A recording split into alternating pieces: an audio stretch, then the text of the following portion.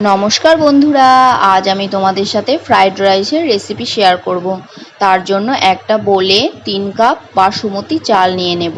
এখানে এক কাপে আমার 100 গ্রাম করে চাল ধরে, টোটাল 300 গ্রাম চাল নিয়ে নিয়েছি। এবার এটা জল দিয়ে পরিষ্কার করে ধুয়ে নেব। ধুয়ে আমি 30 মিনিটের জন্য ভিজিয়ে রাখবো জলেই। 30 মিনিট হয়ে গেছে। এবার আমি ভাতটা করে নেব। তার জন্য একটা সসপ্যানে জল দিয়ে তাতে 1 চামচ সাদা তেল, কিছু গোটা গরম মশলা, তেজপাতা এবং লবণ দিলাম। সাদা তেল দেওয়ার কারণ ভাতটা ঝরঝরে হবে। এবার জলটা ফুটে উঠলে আমি চালটা ছেঁকে দিয়ে দেব। এখানে আমি ভাতটা 90% মতো করে নেব।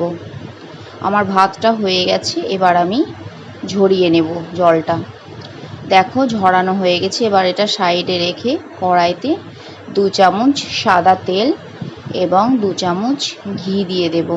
এতে তেজপাতা ও গোটা গরম মশলা দিয়ে প্রথমেই আমি আদা কুচিটা দিয়ে দেব, তারপর লঙ্কা কুচি দেব। এতে খুব সুন্দর গন্ধ বেরোবে। নাড়াচাড়া করে এতে এবার আমি গাজর কুচি দিয়ে দেব। তোমরা তোমাদের পরিমাণ অনুযায়ী সবজি অ্যাড করবে। কিছুক্ষণ নাড়াচাড়া করে বিনস কুচি, ক্যাপসিকাম কুচি এবং কিছুক্ষণ আগে ভেজানো কাজু কিশমিশ, লবণ পরিমাণ মতো, খুব সামান্য একটু হলুদ দিয়ে ঢেকে ঢেকে ভাজা ভাজা করব। এতে সবজিটা আমার সেদ্ধও হয়ে যাবে। দেখো ভাজা ভাজা হয়ে গেছে, সেদ্ধও হয়ে গেছে।